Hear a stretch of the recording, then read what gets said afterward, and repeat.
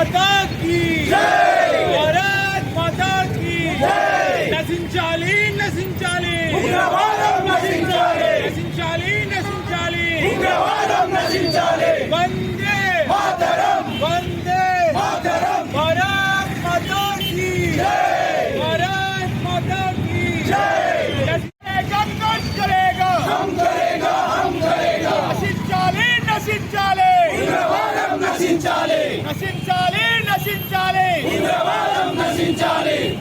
జమ్మూ కాశ్మీర్లో జరిగినటువంటి ఉగ్రవాదుల చేతిలో మరణించినటువంటి అమరవీరులైనటువంటి భారతదేశ మన బంధువులందరికీ కూడా నివాళులు అర్పిస్తూ తపస్తరపు ఉపాధ్యాయులందరి తరఫున ఈ సమాజం హిందూ బంధువులందరి తరఫున భారతీయులందరి తరఫున వారి ఆత్మలకు శాంతి కలగాలని కోరుకుంటూ మరి ఈ తీవ్రవాదానికి మతము లేదన్నటువంటి కుహన లౌకికవాదులు మరి ఏ మతం పేరుతో చెప్పి మరి మన భారతీయులని హిందూ బంధువులని కాల్చి చంపిర్రు ఒక్కసారి ఈ అర్బన్ నక్సల్స్ కూడా ఒకసారి తెలుసుకోవాలి। కుహన లౌకికవాదులందరూ కూడా తీవ్రవాదం అనేటువంటి ఒక ప్రత్యేకమైనటువంటి ఒక మతం ద్వారానే జరుగుతున్నదనేటువంటి జ్ఞానోదయం ఇప్పటికైనా కలగాలని సమాజంలో తెలుసుకోవాలని కోరుకుంటూ మరి ఈ తీవ్రవాదాన్ని వాస్తవానికి వక్ఫ్ బోర్డు సవరణలు కానీ 370 ఆర్టికల్ ద్వారా కానీ నచ్చనటువంటి కొన్ని మతాల వారు కొన్ని సంస్థల వారు చేసినటువంటి ఈ తీవ్రవాద చర్యని తీవ్రంగా ఉపాధ్యాయ వర్గం మేధావి వర్గం భారతీయులుగా హిందువులుగా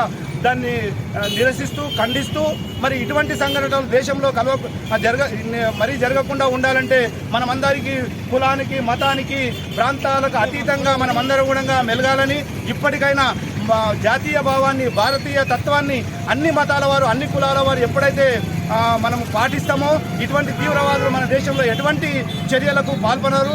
ఎందుకంటే మన స్థానికంగా ఉన్నటువంటి వ్యక్తులే వాళ్ళకు సపోర్ట్ చేయడం వల్లనే ఇటువంటి ఎందుకంటే నడిబొడ్డుకు వచ్చి వాళ్ళు మనం వచ్చి కాల్చిపోతున్నారు అంటే మరి ఇక్కడ లోకల్గా స్థానికంగా వాళ్ళకు ఖచ్చితంగా సపోర్ట్ దొరుకుతున్నది।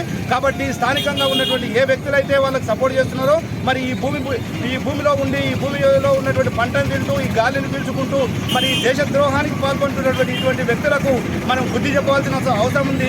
వాళ్ళకు బుద్ధి రావాలి అంటే మరి హిందూ సమాజం కులాలకు ప్రాంతాలకు రాజకీయ పార్టీలకు అతీతంగా మనం మెలిగిన నాడు మాత్రమే వాళ్ళకు బుద్ధి వస్తుంది। కాబట్టి మనం ఆ రకంగా ప్రయత్నం చేయాలని కోరుకుంటూ మరి వాళ్ళు ప్రాణాలు కోల్పోయినటువంటి కుటుంబాలకి వాళ్ళకంతా కూడా భగవంతుడు అన్ని రకాలుగా సహకరించాలని చనిపోయినటువంటి వాళ్ళ ఆత్మను శాంతించాలని కోరుకుంటూ జై హింద్ జై భారత్। కాశ్మీర్లోని పహల్గామ్లో జరిగినటువంటి మానవీయ చర్య ఉగ్రవాద చర్య అది మత కోణంలో జరిగింది।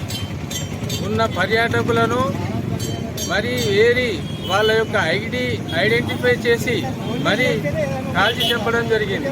అక్కడ ఉన్నటువంటి అప్పుడే మ్యారేజ్ చేసుకున్నటువంటి ఒక జంట అప్పుడే వచ్చిన పర్యాటక ప్రాంతానికి వస్తే భర్తను ఇంకా పర్యాటక ప్రాంతానికి వచ్చిన భర్తను పిలిచి భార్య ముందే చంపడం। ఆమె యొక్క ఫోటో చూస్తే గతంలో చూసినప్పుడు సునామీ ఎక్కడో వచ్చినప్పుడు ఒక ఫోటో ఒక అబ్బాయి ఫోటో పెట్టి అంతకంటే విషాదకరంగా కనిపిస్తుంది। ఇప్పటికైనా భారతదేశంలోని హిందువులందరూ మేల్కొని ఈ చర్యను ఖండించాల్సిందిగా సంఘటితంగా ఈ దాన్ని ఎదుర్కోవాల్సిందిగా మరి కుహానా సెక్యులర్ ముసుగులో మరి అందరికీ పశ్చిమ బెంగాల్లో కానీ కేరళలో కానీ తమిళనాడులో కానీ ఉన్నటువంటి గవర్నమెంట్స్ ఈ దేశానికి మరి ధర్మానికి ఉన్నటువంటి దాన్ని నిరసిస్తూ వాళ్లకు సహకారం అందిస్తున్నారు। కానీ మరి మర్చిపోతున్నారు హిందూ బాయి చాలామంది మనకు మోసం చేసి హిందూ ముస్లిం బాయి ఇక్కడ ఉన్న వాళ్ళందరూ బాయి అని చెప్పారు। కానీ ఓన్లీ హిందువులు మాత్రమే బాయిలు అవుతారు। కాబట్టి ఇది గుర్తుంచుకోవాల్సిన తరుణం ఏర్పడ్డది। అందరూ కూడా దీన్ని భారతదేశంలో ఉన్నటువంటి ప్రతి హిందువు తప్పకుండా ఖండించాలి।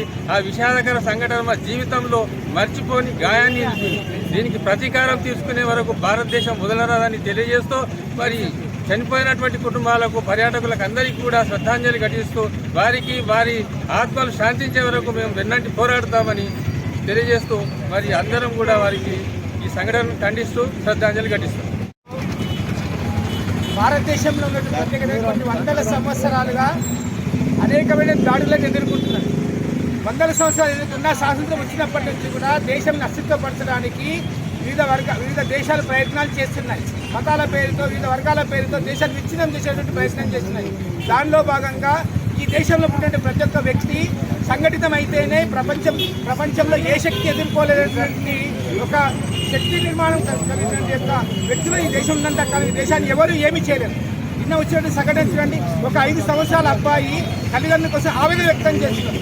140 మంది కోట్ల మంది ఉన్నటువంటి దేశం లోపల బయటకు వచ్చినటువంటి వ్యక్తులు ఏ విధంగా దాడి చేయగలుగుతున్నారు? మేము ఖచ్చితంగా ఉపాధ్యాయుల మందరం చెప్తున్నాం, దేశ ప్రభుత్వాన్ని, కేంద్ర ప్రభుత్వాన్ని చెప్తున్నాం. ఈ దేశంలో ఉన్నటువంటి ప్రతి అడుగులో ఈ దేశంలో ప్రతి ఒక్క వ్యక్తి జీవించడానికి హక్కు ఉంది అని అది మన రాజ్యాంగం చెప్తున్నది. కాబట్టి ఈ దేశంలో ఉన్నటువంటి వేరే వాళ్ళు వచ్చి మన దేశంలో ఉన్నటువంటి వారిని వారిపై దాడి చేసి హింసిస్తుంటే చూస్తూ కూర్చోదు ఈ కేంద్ర ప్రభుత్వం కానీ ఈ మన భారత ప్రభుత్వంలో ప్రజలు 140 కోట్ల మంది దీన్ని వ్యతిరేకించాల్సిన అవసరం ఉంది. వారికి ఆ ధైర్యం ఎక్కడి నుంచి వచ్చిందని మూలాలతో సహా పెంచాల్సిన అవసరం ఉంది. కాబట్టి ప్రజలారా ఆలోచించండి. ఈ విధంగా ఇచ్చినట్లయితే దేశాన్ని సర్వశేష వ్యక్తులు ముందుకు వెళ్ళేటువంటి అవకాశం ఉంది. కాబట్టి 140 కోట్ల మంది ఈ జరిగేటువంటి సంఘటనను ఖండించి ఇక ముందు అలాంటి మన వైపు ఈ దేశం వైపు ఎదురు చూడకుండా, ఎవరి కన్నెత్తి చూడకుండా కఠినమైన చర్యలు తీసుకోవాలని చెప్పి ఈ దేశంలో భాగమైన అందరం కూడా మీకు మద్దతుగా ఉంటామని చెప్పి అందరి ప్రజలకు మద్దతు ఉంటామని తెలియజేస్తూ ఈ సంఘటన పూర్తి స్థాయిలో మేమందరం ఆవేదన వ్యక్తం చేస్తూ ఖండిస్తున్నాం. ప్రజలందరూ కూడా రేపటి నుంచి మన యొక్క ఆవేదన మనం వ్యక్తం చేయాల్సిన అవసరం ఉంది. ఎవరు కూడా మన కన్నెత్తి చూడాల్సిన అవసరం ఉంది. కాబట్టి ఈ విషయాన్ని గ్రహించాలని కోరుతున్నాను.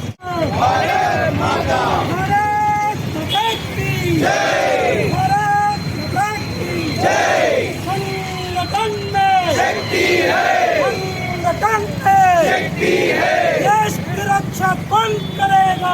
हम करेगा, हम करेगा। देश की रक्षा कौन करेगा? हम करेगा, हम